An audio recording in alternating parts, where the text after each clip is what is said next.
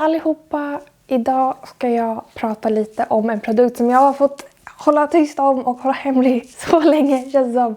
Men äntligen kan jag få prata om den. Jag har nämligen testat DJI:s nya drönare Mavic Mini. Även ni som inte har hängt med i ryktessvängen den här gången kanske kan lista ut på namnet att det är en liten produkt vi pratar om den här gången. Den är faktiskt läskburksstor. Lite tyngre än en läskburk, men knappt. Den väger under 250 gram, 249 har de fått ner den till, och det är med batteri.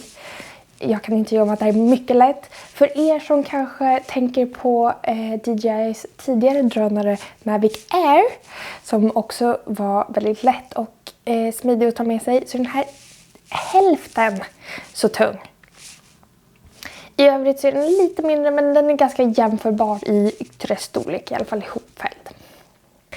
Med Mavic Mini så vill DJI nå ut till en helt ny målgrupp.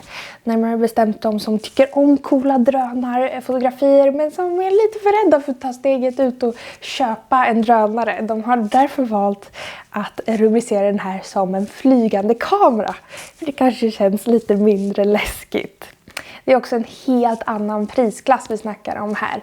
Jag har faktiskt inte svenskt pris i nuläget eftersom det här är innan den har släppts offentligt på marknaden som jag spelar in det här. Men 399 euro är det europeiska priset. Så att vi kan räkna med någonstans runt mellan 4 och 5 000 kronor. Vilket alltså är ungefär hälften av vad DJI:s Mavic Air kostar. Det är mycket nytt med den här produkten.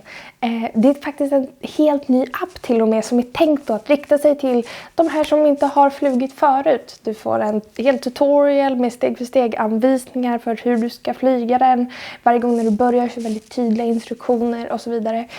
När vi testar den här så är det såklart ett väldigt tidigt skede så att mjukvaran var inte riktigt klar. Bland annat fick jag ganska mycket notiser på kinesiska eftersom DJI är ett kinesiskt företag som bekant. Vi hoppas att de har filat lite på det här. I övrigt så är det faktiskt en väldigt avskalad app vi snackar om, den här DJI Fly. Mavic Mini kan inte ens i närheten så mycket saker som din Air eller Pro. Det är inte bara kameran som har lite lägre upplösning. Den här klarar inte av att filma i 4K utan det är 2.7K med 30 fps som högst som vi snackar om här. Men även andra funktioner, till exempel kan du inte tracka ett objekt på samma sätt med Mini. Det här är något vi tycker är lite synd, för vi kan annars tänka oss att till exempel skidåkare skulle tycka det var superroligt att använda just den här modellen eftersom den är så lätt att ta med sig. DJI är däremot ganska kända för att regelbundet uppdatera sina appar, så vi håller tummarna att det kommer en sån uppdatering snart. Den är också lite mer instabil för såklart är propellerna ganska små för den här lilla produkten. Så den är lite instabil och vi fick regelbundet varningar för att det var för mycket vind för att flyga den här.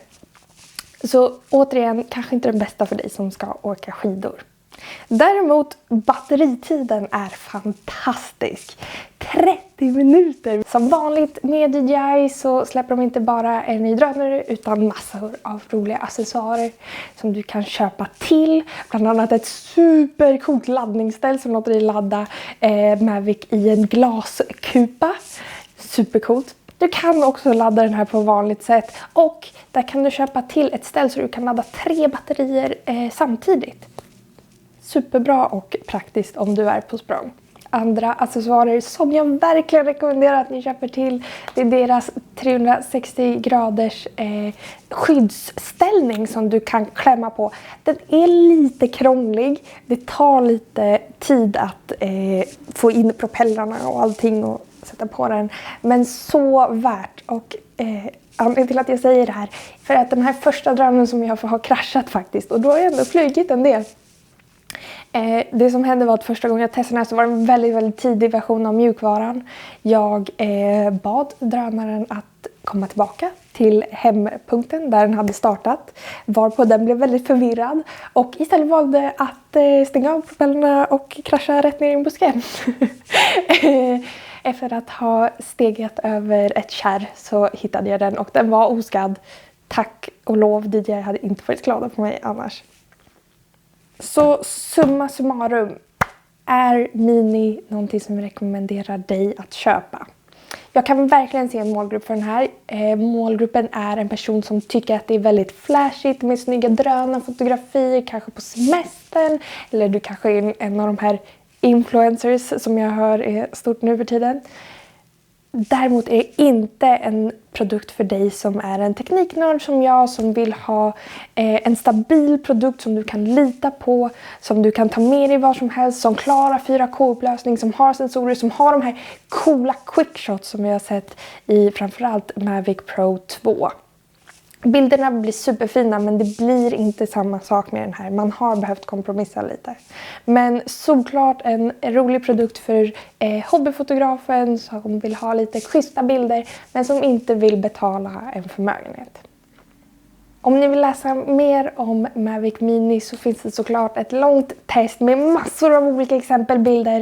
Om ni klickar i beskrivningen här nere. Vi syns alldeles strax med ännu mer roliga produkter från oss på M3. Ni får ha det så fint tills dess. Hej då!